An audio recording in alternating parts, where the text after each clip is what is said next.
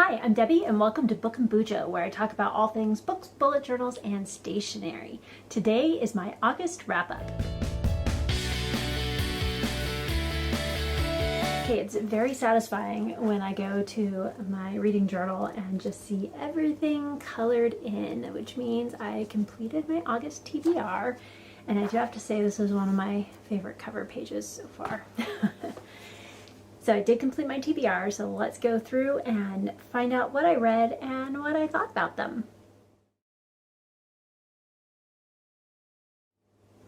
So to start out with was an odd, and that was to read a TBR vet. And for that I read Gods and Monsters by Shelby Mahurin, and this is the third and final book in the Serpent and Dove trilogy. It continues the story of Lou and Reed as they navigate a world that's full of danger and magic and politics and religion and a whole lot of other stuff. Regardless of what you may have thought of the second book in the trilogy of Blood and Honey, Gods and Monsters definitely delivers a satisfying conclusion to the whole trilogy. So if you weren't really excited about the second book, I would recommend picking up the third one because it definitely delivers and gives some reasoning behind some of the choices made in the second book, which I still, not all of them I still agree with, but that's okay. I think Shelby Mahurin does a really good job of weaving together complex characters as well as relationships, politics, and the magic system that she has in this trilogy. And I feel Lou and Reed, their characters and their relationship really go through some growth, and they develops really well. Of course, they're young and naive at the beginning and selfish and a little bratty and whiny at times, but it's nice to have watched them grow throughout the full trilogy. And Mahurin does not shy away from taking risks or from addressing the consequences of her character's actions. So she's not going to sugarcoat things or be like, oh, it's okay. No, she's going to make them suffer through the consequences of their choices that they've made, which I think is really good. Which I think creates more depth to her characters as well as to the story itself. And that results in a more moving and emotional resonant ending or conclusion to not only the book, but the entire trilogy. And it's nice also that we have a sense of closure from the book. So there's no weird endings that you're just like, oh great, is there another book coming? Why did she leave it like that? It's actually a nice conclusion. So I would recommend the first book and the third book are both really good. The second is okay. Just kind of get through it quick and get to the next one. But as a whole, I think the trilogy is done really well and I would recommend it. I gave it 4 stars.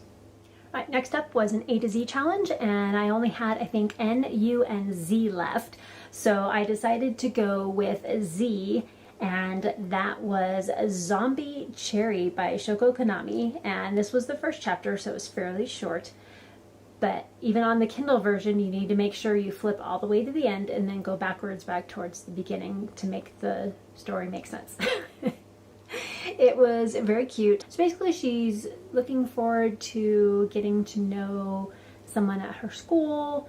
She really likes him and she's really tired, needs some energy. Her friend gives her a drop of this cherry juice that he's concocted, and she's just like, wow, I have so much energy. And then something happens and she ends up drinking the whole thing and somehow ends up becoming a zombie. So it's really cute. I thought it was adorable. It's very cute. I would definitely continue on to the second chapter. It was a very quick read, but it was super cute and a great book for the spooky season. All right, next up was Klara the Sun, and that is by Kazu Ishiguro, and that was a really interesting book. I was debating on whether I was going to give this 3.5 or 4 stars, and just my enjoyment of the book bumped it up to 4 stars. it looks like it has some mixed reviews. Most people are giving it 3 to 4 stars. I think part of the story is a little bit slow, which is why some people probably give it just a little bit lower rating than others. So Klara The Sun is a speculative dystopian about Klara, who is an AI or a robot that is being sold in a store to become an artificial friend for a young child who needs a friend. Now Claire's a little bit different because she's very observant and she watches everything that goes on around her, not only in the store, but also through the window across the street at things that happen in the world outside of her store to the humans that live in the area and work in the different shops that are around her. So this book brings up some deep questions like, what does it mean to love, and what makes a person, and can that thing that makes you a person be transferred to an AI or to another person, or can that be transferred to somebody else? Klara The Sun also delves into human sentience, your worth or your value, what it means to love, loneliness, the sense of belonging to someone or something, as well as some grief. It also touches a little bit on social status and environmentalism. Now, the entire book is from the perspective of Klara, the AI, and her view of the world around her. So the world that's just outside of the shop window, the world inside the shop. When she becomes an artificial friend, she would then be observing the household and the people that are around her there. And of course, Claire's view is somewhat naive, having grown up in the store, so in the retail environment, and not having a lot of interaction with the outside world besides looking outside the window. So her views are a little on the naive side, and it's all been centered around her wanting to become a friend to a child that chooses her. But again, Klara is a little bit different. So she seems to care about her childhood friend a little bit more and wants to do whatever she can to help her to heal through any sickness or things that happen in life in general, even if she has to sacrifice parts of herself in order for her child to do that. So overall, the book is very slow paced. There's not a lot of action going on, especially in the beginning, because of course Klara is just hanging out in the store waiting for someone to come purchase her. But there are some subtle nuances that makes it complex and deep, but enjoyable from start to finish. Very heartwarming and thought-provoking at the same time. 4 stars. Oh, and Klara The Sun was to read was an even square or even card, and that was to read a dystopian. So my next one was another even card, and that was to read a middle grade. And for that, I read Across the Desert by Dusty Bowling, and I absolutely loved this book. 5 stars all the way from me. So this book was good from start to finish on so many different levels, and it actually brought a little tear to my eye towards the end. Inspiring, I think, at any age level. Geared towards middle grade, maybe younger YA, but definitely more of the 5th, 6th grade area. 10, 11, 12, 13-year-olds kind of in there. But I think anyone would enjoy reading this and get something out of it. This would be a great book to read with your kids. And of course, being from Arizona, a book that's based in Arizona is always fun and a must-read for me. So we're following Jolene, who is an amateur cartographer. So she's in her free time, she likes to doodle maps. And she is at the library because home life isn't always the best. And if she's at the library, then she has access to the internet and she can watch her favorite live stream, which is with Addie Earhart, who is an amateur pilot, and she shares her flying adventures over the desert of Arizona. So Addie's live stream ends abruptly when she crashes.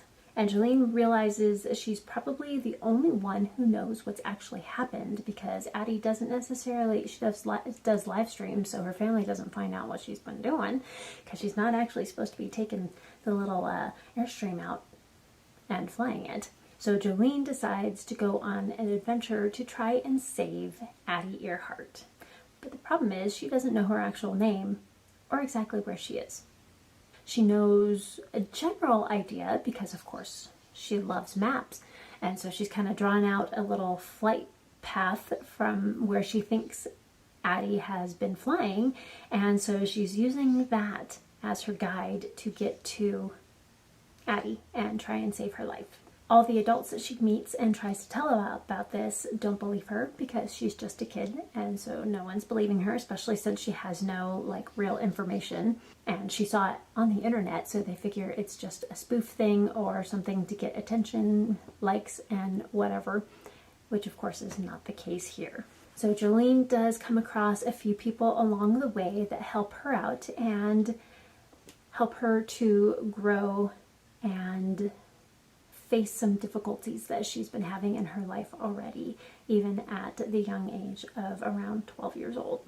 So there are trigger warnings in this book, so you'll want to be aware of that. There are mentions of opioid addiction as well as self-esteem issues. There is a found family trope in here as well, which is heartwarming.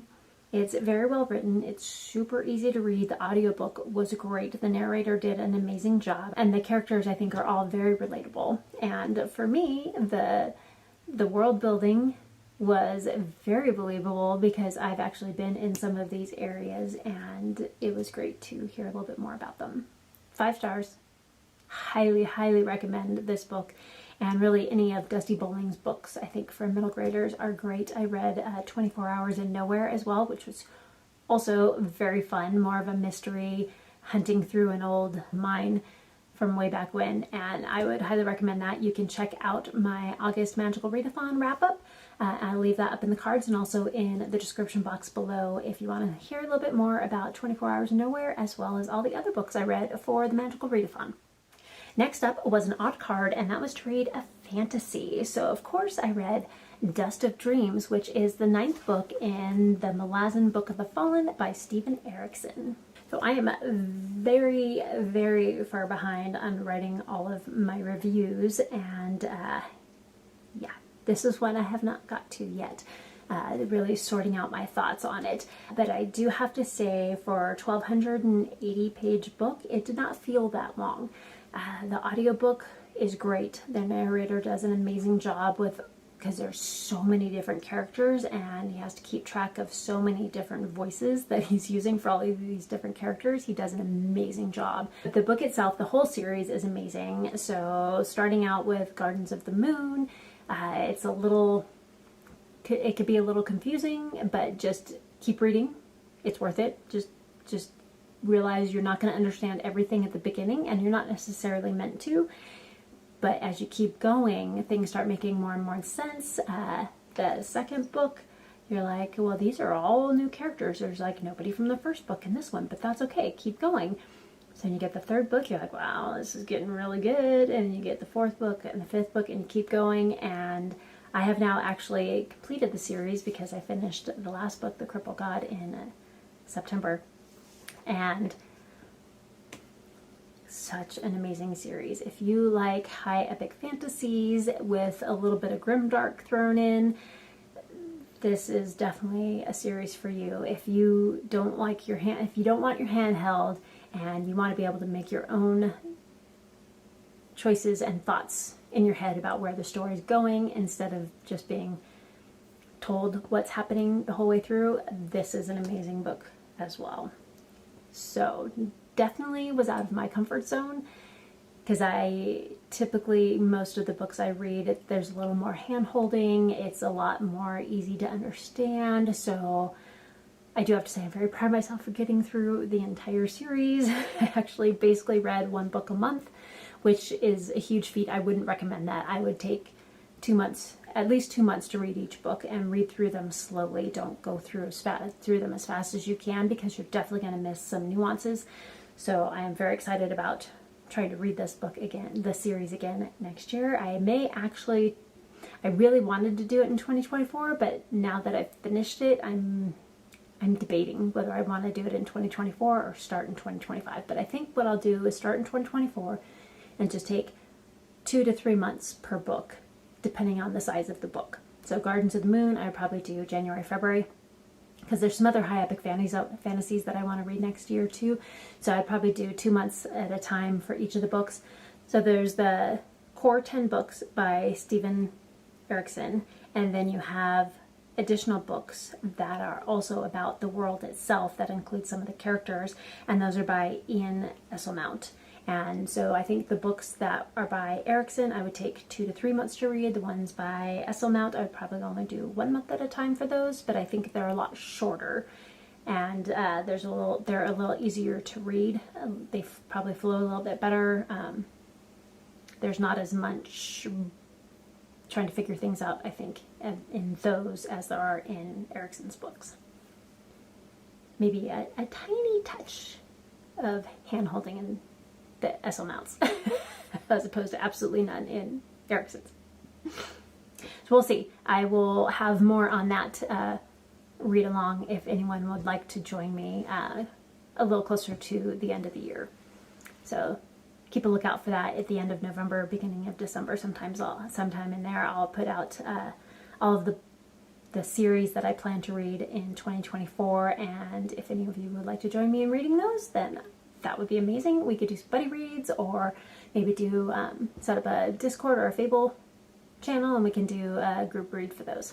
So yeah, Dust of Dreams. It's probably going to be another 4.5 star for the most part. I think the whole series on the first read for me, I'm giving them 4.5 stars, not quite 5 star. And I think just because it's more out of my comfort zone that they're not making it to 5 stars for me. But we'll see. I think on a reread, I will enjoy them even more and see more of that nuance and the value that's in there that can sometimes be missed on the first read.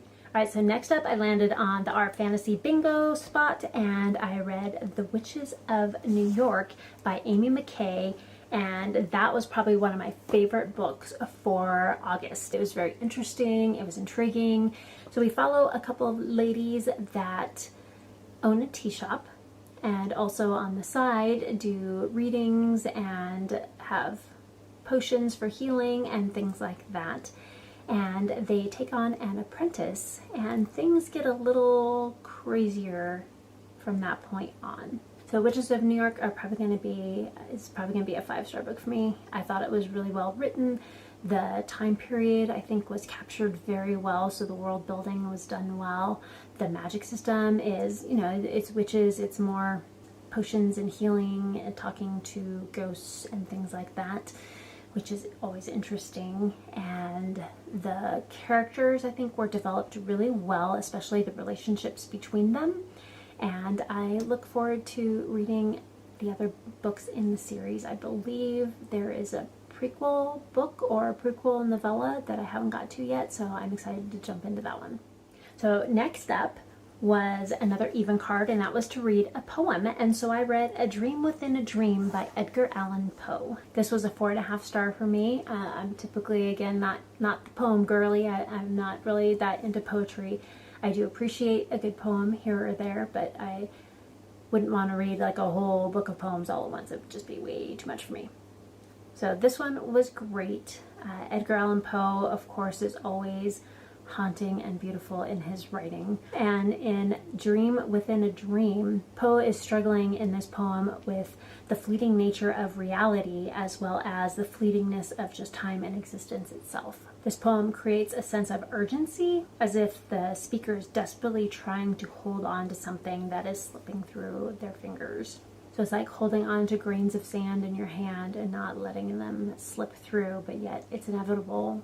They're eventually going to start slipping through your fingers, and just contemplating that. And then as we move further into the poem, you delve in a little deeper to despair and loss as the speaker contemplates the authenticity of their experiences and the reality of the world around them. So I do have to say, one of my favorite movies growing up was Dream a Little Dream with the Coreys, Corey Haim and Corey Feldman, and the song Rock On. Yes, as a young junior hire, I loved that movie and I loved that song. And this poem just kind of made me think of that, reminded me of that movie, and vice versa.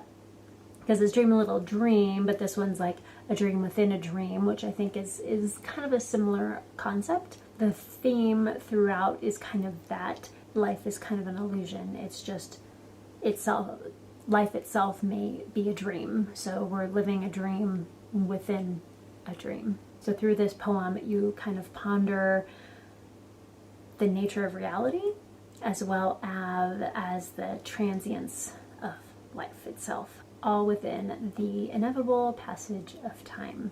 And I'm still, every time I read something from Edgar Allan Poe, I'm still just amazed at his ability to convey profound ideas through his mastery of the English language and just being able to get his point across in such a beautiful way. I highly recommend any of Edgar Allan Poe's writing. I gave this one 4.5 stars. Okay, next one, I landed on Booktuber Rec, and for that, I read The Way of Eden, or Edan, might be Edan, The Way of Edan, by Philip Chase, and this is the first book in the Eden trilogy. And it is a little bit slower paced, so it's a little slower going. It's definitely more of a high epic fantasy, reminiscent of Tolkien's style of writing. So there's a lot of journeying. There's just a slower pace overall. There's some great battles. The magic system's interesting. The characters are great. It's not a quick, easy read. This is another one where you want to sit and just enjoy and get in deep with it and just take your time throughout the whole book. And I really enjoyed it. 4.5 stars. I feel like a broken record. Most of my reads were between 4 and 5 stars, so I had a lot of 4.5 stars this in August, which was great. It was a really good reading month, just high quality books and just enjoyable reading month overall. But The Way of Eden, I would highly recommend it. My Goodreads review should be out in the next couple weeks for it, so if you want to check that out, I will leave my Goodreads linked in the description box below. So next up, I had to take a class, and for that I took a couple of flute improv classes. And the first thing that I learned is I'm already doing some improv and I didn't even know it. So that's amazing. I love that for me. So one of the things that they talk about is basically you take a line and then you do like a little trill in there, or you move from one note to the next and back up. So just like a, quick little trill or something in there. And that's already improv. You've already kind of changed it. It's not that you have to just start, like just take a chord and just start doing your own little thing. That's further down the road. So baby steps. So this one, you take a piece that you want to play and you just put a little inflections here and there, a little bit more, change the dynamics a little bit, add some vibrato, do a little trill or some flourish here or there, like a little run. So if you listen to R&B and a lot of those kind of songs where you have like they do a little little things like that in their singing, you can do the same thing on the flute. All right, so I wanted to show you, instead of just telling, I wanted to show you on the flute what I'm talking about with the improv stuff. So I don't have to worry about any kind of copyright, anything. I will just play a scale and it'll just be really simple. So just a normal scale would be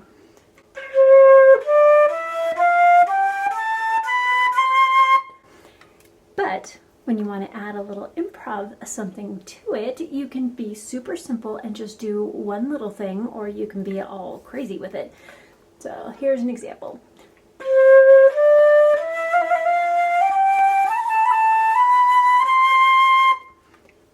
So you add a little trill in there, or you can even change up the timing. So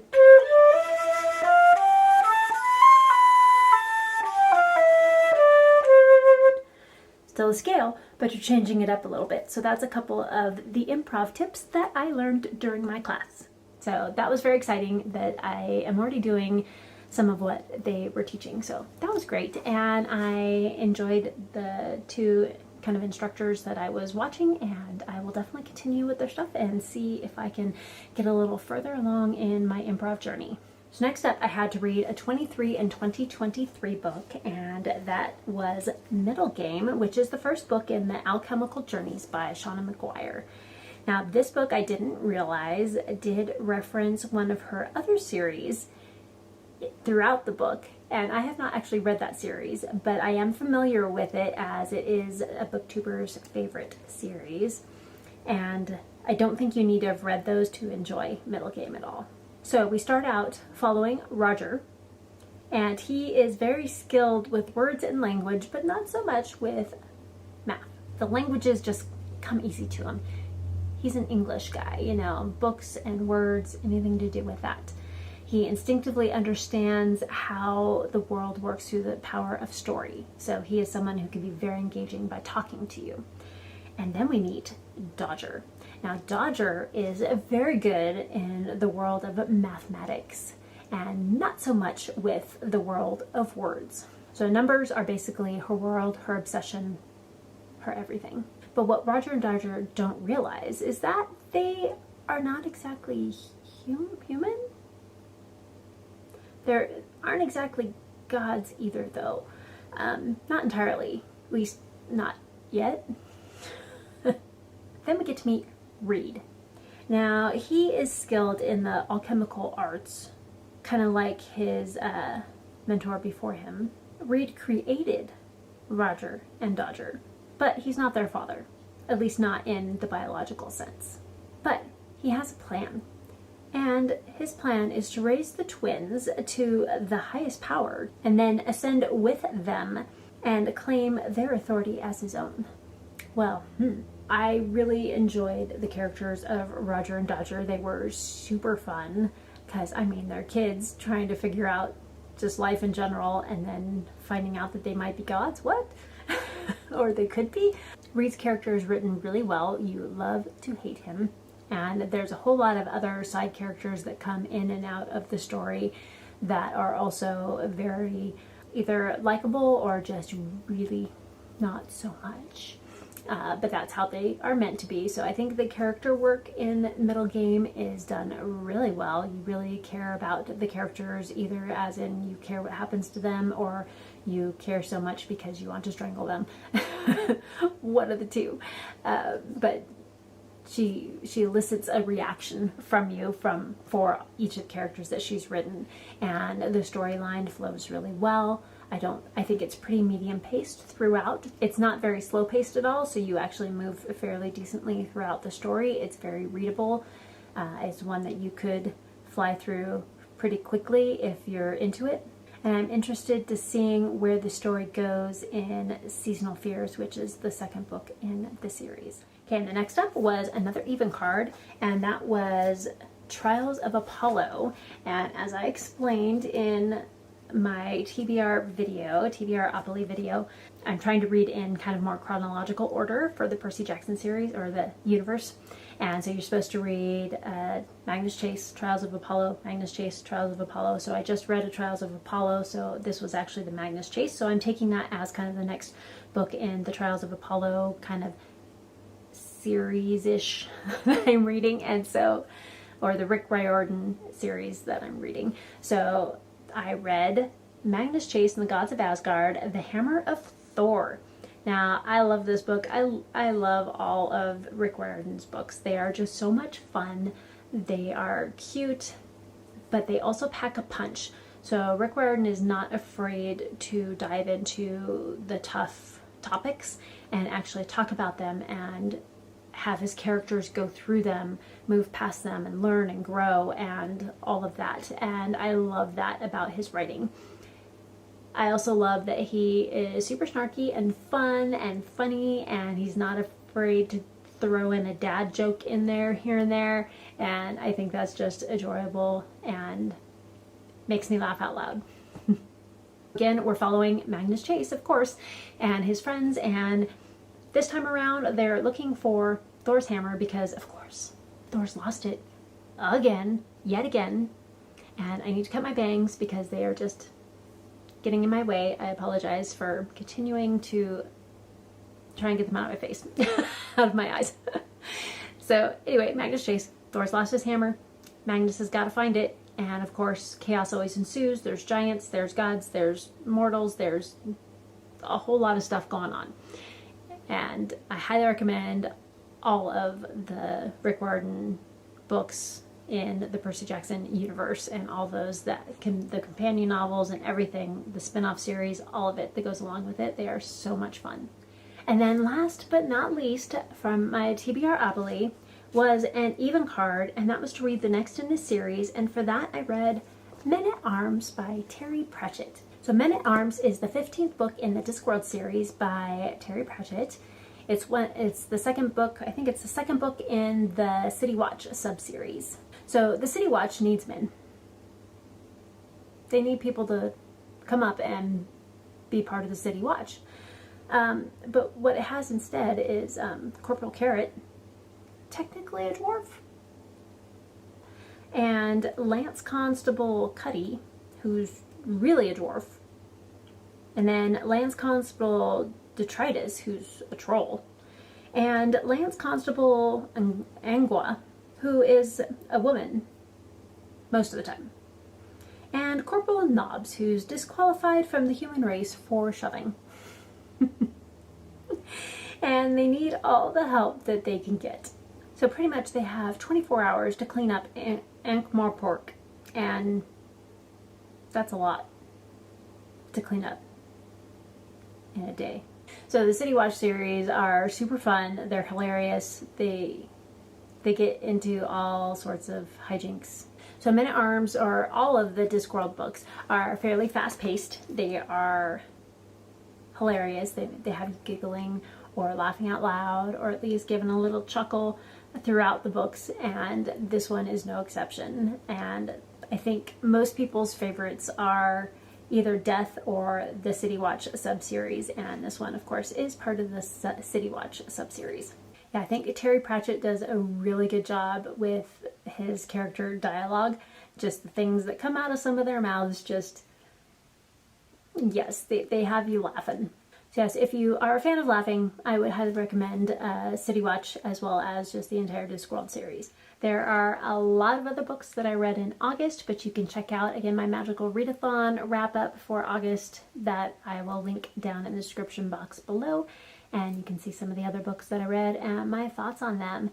And please like, comment, and subscribe if you want to. Hit that notification bell so you don't miss any other videos from me. And if you made it through the end and want to let me know you're here, you can leave a comment down below or leave a carrot emoji for Corporal Carrot from Discworld in the comments below.